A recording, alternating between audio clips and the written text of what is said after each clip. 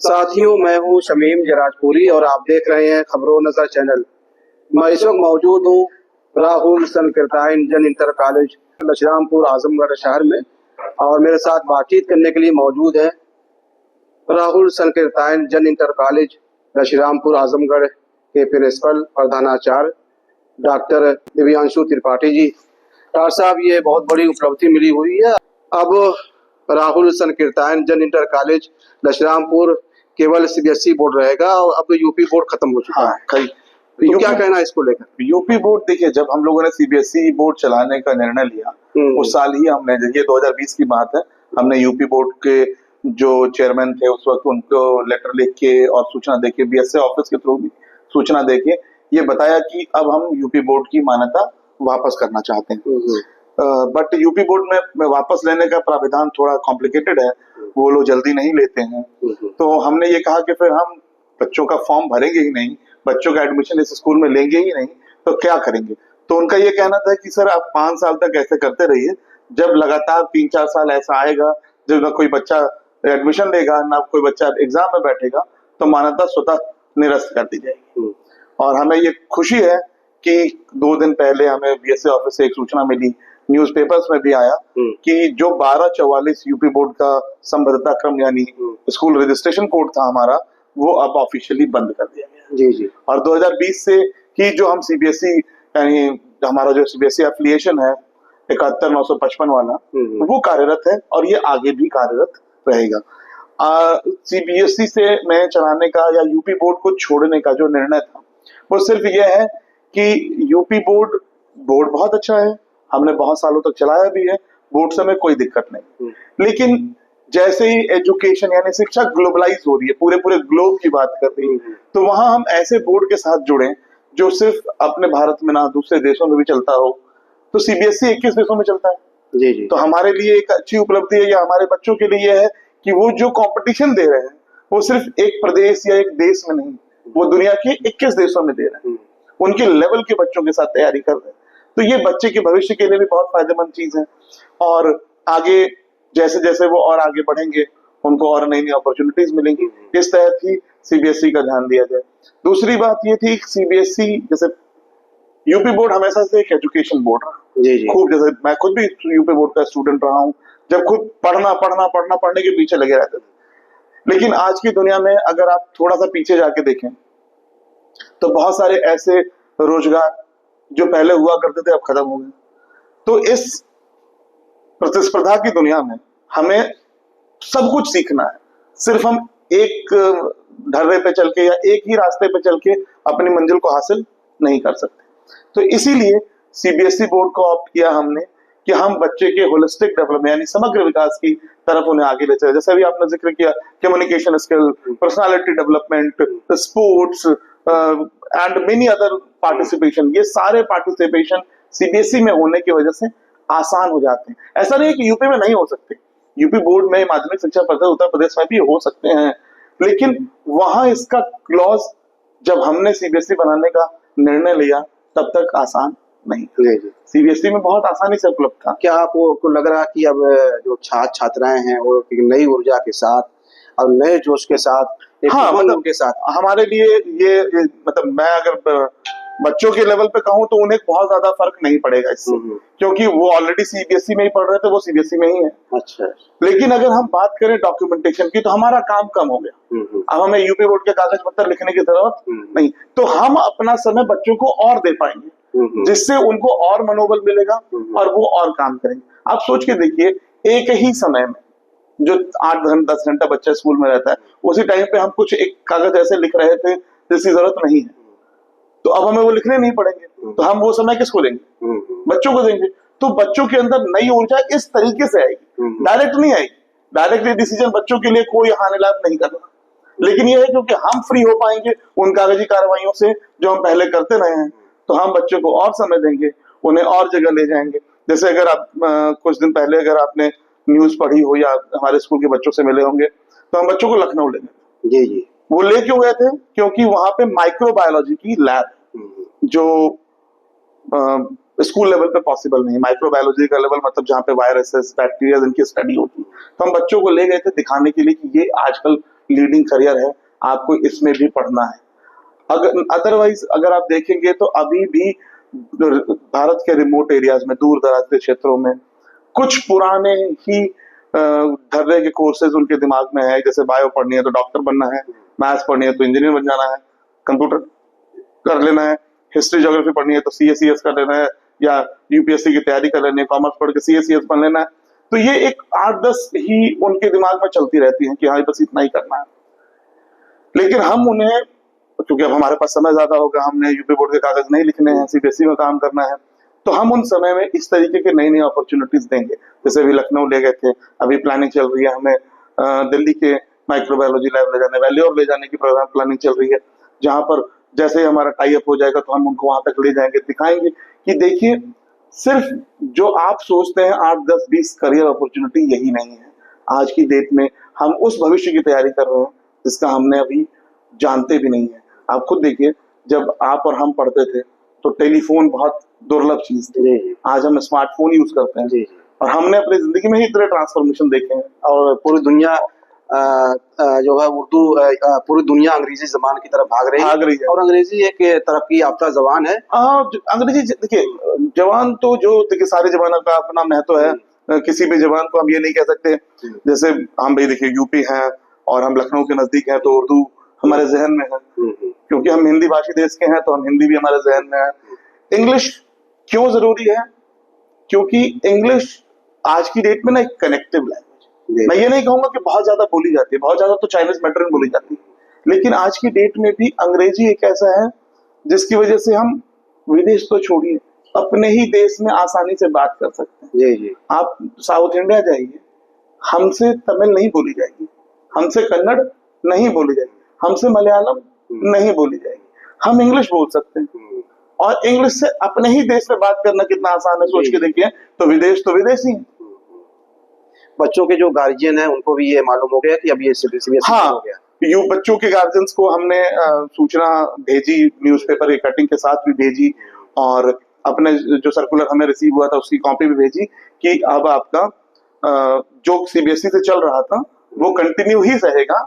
ये जो न्यूज़पेपर में निकली है या सूचना आप लोगों को मिली है कहीं से भी कि मान्यता निरस्त है, वो यूपी बोर्ड वाली जो हम खुद वापस दे चुके थे उसको निरस्त कराने में हम सफलता प्राप्त कर चुके। डॉक्टर साहब, ये कामयाबी जो है कितने सालों बाद मिली? 5 साल लगे हैं इसके। 2020 में हमने ये एप्लीकेशन फाइल किया था, 21 में ये प्रोसेस हो गया था और 26 में जाके हमें कंफर्मेशन मिली है कि भाई अब ऑफिशियली यूपी बोर्ड यहाँ से बंद हो चुका है।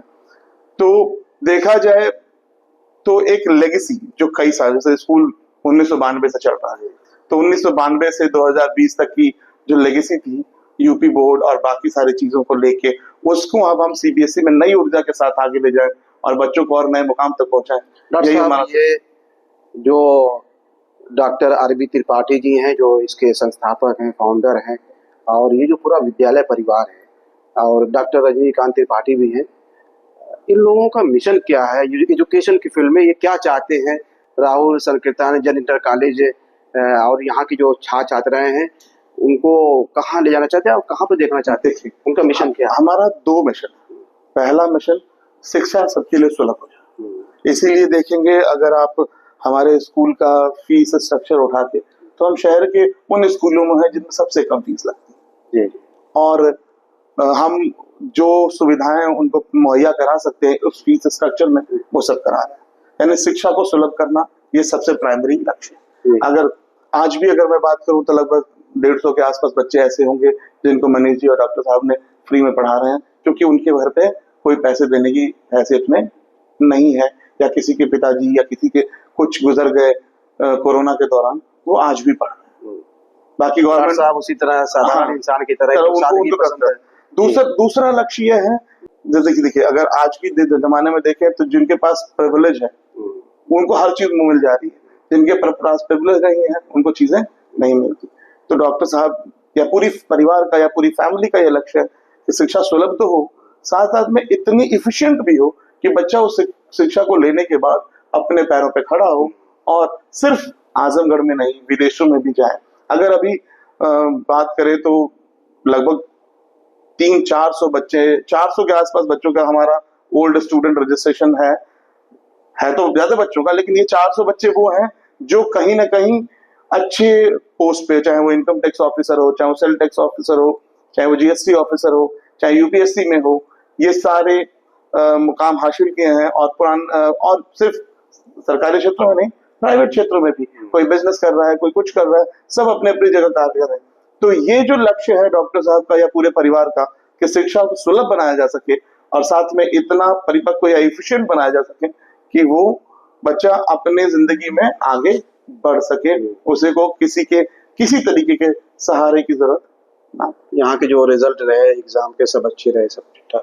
हाँ, रिजल्ट की बात करें तो 98% लाना, और उन बच्चों के साथ जो कभी प्रिविलेज नहीं थे। देखिए, एक बच्चा जिसको हर तरीके की सुविधाएं हैं, उसके घर में एयर कंडीशन, टेलीफोन, ये वो सारी सुविधाएं हैं, उसने दुनिया भर के ट्यूशन ज्वाइन कर रखे हैं या computer, laptop, mobile phone use करके 99% या 98% लाता है। एक वो बच्चा जिसके पास इनमें से कुछ भी नहीं है, वो कोई किसी ट्यूशन नहीं जा रहा, सिर्फ घर से स्कूल आता है, स्कूल से घर आता है, और वो 98% या 98% लाता है। आप खुद सोच के देखिए बच्चे की मेहनत या उसके पेरेंट्स या उसके टीचर्स की मेहनत कहाँ तक। यहाँ पर कितने छात्र हैं आज की डेट में? हमारे पास जितनी रजिस्टर्ड कैपेसिटी है, मतलब जो सीबीएसई ने हमें परमिशन दी है, हम उतने ही को लेके चलते हैं, उससे ज्यादा को लेके नहीं चलते। डॉक्टर साहब, बच्चे तो एजुकेशन ले लेते हैं और तालीम हासिल कर रहे हैं, लेकिन बच्चों के अंदर जो कॉन्फिडेंस होना चाहिए, उनको ये बनना है और हमारे सामने एक लक्ष्य होना चाहिए और ये बनकर दिखाना है, हम भी कुछ कर सकते हैं। तो हम देखते हैं कि आप बच्चों को प्रेरित भी करते रहते हैं और मुख्तलिफ तरीके से उनकी तरबियत करते हैं। तो इसको लेकर आप क्या कोशिश करते हैं, क्या प्रयास करते हैं? देखिए, हमारा कि आप मायूस ना हो, आप एहसास कमतरी का शिकार ना हो। हम प्रयासरत यही होते हैं कि जो जिस फील्ड का माहिर है, जी, जैसे कोई डॉक्टर है वो अपनी फील्ड का माहिर है, कोई इंजीनियर है तो अपनी फील्ड का माहिर है, तो उनके फील्ड के माहिर को बुलाएं यहाँ पे, उनके द्वारा बच्चों को ये बताएं कि हाँ किस तरीके से अपनी जिंदगी में आगे बढ़ना है, और उन्हें ये भी बताएं। जैसे अभी हमने एक अच्छे ऑफिसर्स को बुलाया था पुलिस डिपार्टमेंट से बच्चों से रूबरू होने के लिए, तो बच्चों को उन्होंने बताया कि देखो भाई, मैं पहली बार में सफलता नहीं पाया था, मुझे तीसरी बार मिली। तो इससे बच्चों को कॉन्फिडेंस आता है कि भाई देखो, जो ऑफिसर आज हमारे जगह पे काम कर रहा है, जो इतना बड़ा ऑफिसर है, वो भी पहली बार में नहीं बन गया, उसने भी 3 बार मेहनत करी। तो इससे सबसे बड़ी चीज होती है कि बच्चों के अंदर हार को लेके मायूसी नहीं होती, या वो किसी तरीके के डिप्रेशन का शिकार नहीं होते कि ठीक है हो जाएगा, हम कर लेंगे। दूसरा इंपॉर्टेंट काम जो हम करते हैं वो ये है कि हर तरीके की चीजों का उत्साह प्रोवाइड करना या स्कोप प्रोवाइड करना। जैसे अभी हमने MUN के साथ रजिस्ट्रेशन लिया है, कोलैबोरेशन की मॉडर्न यूनाइटेड नेशन, यानी जो पार्लियामेंट्री प्रोसेस है वो बच्चे स्कूल में यूथ पार्लियामेंट के थ्रू करके देखें, और आगे अगर भविष्य में वो कभी इस फील्ड में जाएं तो उन्हें पता हो कि पार्लियामेंट में एक्चुअली क्या होता है। आप तो एक अच्छे प्रिंसिपल हैं, कामयाब प्रिंसिपल हैं और विद्वान भी हैं। IPL में जो भी खिलाड़ी लिए जाते हैं वो बहुत अच्छे होते हैं। तो आपके यहाँ जो टीचर्स हैं तो उनकी काबिलियत क्या है, उनका अनुभव क्या है और उनकी सलाहियत क्या है, उनका जो तजर्बा है, वो कैसे टीचर्स आप यहाँ रखते हैं? देखिए, टीचर रखने का एक तो हमारा जो पुराना सिद्धांत रहा है, इतना पुराना है, जो टीचर्स है कैसे है? हाँ, पुरानी लेगेसी रही है कि टीचर्स का मतलब लिखित परीक्षा होती है, साक्षात्कार यानी इंटरव्यू होता है, उसके बाद वो अपॉइंट किए जाते हैं। तो एक पुराना प्रोसेस है, ये हमारे स्कूल का इतने सालों से चल रहा है, लगभग 35 साल हो गए, तो वो प्रोसेस है।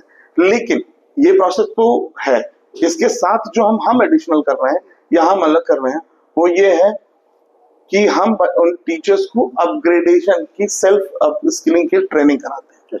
जैसे भाई आप मान लीजिए, मैं फिजिक्स का टीचर हूँ, तो मुझे फिजिक्स आती है, ठीक है, लेकिन फिजिक्स में भी रोज बदलाव हो रहा है, बच्चे के सीखने के तरीके में बदलाव हो रहा है। जो बच्चा मुझे 2009 में मिला था जब मैं पहली बार फिजिक्स पढ़ाने गया था, और जो मुझे आज मिलता है, उनके समझने के तरीके में, उनकी किताबों में और उनके हर चीज में बहुत अंतर है। तो इसके लिए हम अपने टीचर्स और हम अपना भी आप स्किलिंग करते हैं। इसके लिए CBSE NCERT हमेशा कुछ ना कुछ ट्रेनिंग कराती है, कभी वो प्रिंसिपल्स की कराती है, कभी हम प्रिंसिपल्स जाके दूसरी का ट्रेनिंग देते हैं, कभी दूसरे लोग आके ट्रेनिंग देते हैं, जिसका एकमात्र उद्देश्य ये है कि ठीक है, सब्जेक्ट हमारे सब टीचर्स को आता है क्योंकि उन्होंने रिटन एग्जाम दिया है, साक्षात्कार किया है और वो सब ठीक है, लेकिन साथ में उनकी ट्रेनिंग भी होती रहे कि वो आगे जो नए नए चैलेंजेस उनके पठन पाठन में आ रहे हैं वो आसानी से उसको फेस कर पाए और बच्चों को अच्छी से अच्छी शिक्षा दे पाए। अभी भी अगर मैं आपको बताऊं तो एक ट्रेनिंग चल रही है एनसीईआरटी के थ्रू से, जो हमारे टीचर्स ज्वाइन करके बैठे हैं, जिसे कहते हैं 5D, यानी लर्निंग डिसेबिलिटी के लिए 5 अलग अलग डी हैं। उनको कैसे केटर किया जाए, कैसे उन बच्चों को आइडेंटिफाई करके उन्हें अच्छी से अच्छी शिक्षा प्रोवाइड की जा सके। 5 दिन का ये ट्रेनिंग प्रोग्राम है, आज उसका 5वां दिन है, ये आज भी चल रहा है। और यहाँ पर स्पोर्ट्स वगैरह भी कार्यक्रम चल रहा है। स्पोर्ट्स का कार्यक्रम मैंने इसीलिए आपसे कहा कि हम समग्र विकास की तरफ आगे बढ़ सके, यही उद्देश्य ही था सीबीएसई में आने का। साथियों, राहुल संकीर्तायन जन इंटर कॉलेज लछरामपुर आजमगढ़ के प्रिंसिपल प्रधानाचार्य डॉक्टर दिव्यांशु त्रिपाठी जी हमसे बातचीत कर रहे थे। ये बड़ी खुशी की बात है कि राहुल संकीर्तायन जन इंटर कॉलेज लछरामपुर आजमगढ़ अब सीबीएसई बोर्ड हो गया है और यूपी बोर्ड की मान्यता खत्म हो चुकी है। ये विद्यालय परिवार के लिए बहुत बड़ी कामयाबी है, उपलब्धि है। और हम देखते हैं कि आप विद्यालय में छात्र छात्राओं की कम्युनिकेशन स्किल को लेकर, पर्सनालिटी डेवलपमेंट को लेकर हमेशा आप प्रयास करते रहते हैं और क्लासेस वगैरह भी चलाते हैं। आप हमसे बातचीत कर रहे थे। खबरों में चैनल के लिए शमीम राजपुरी, आजमगढ़।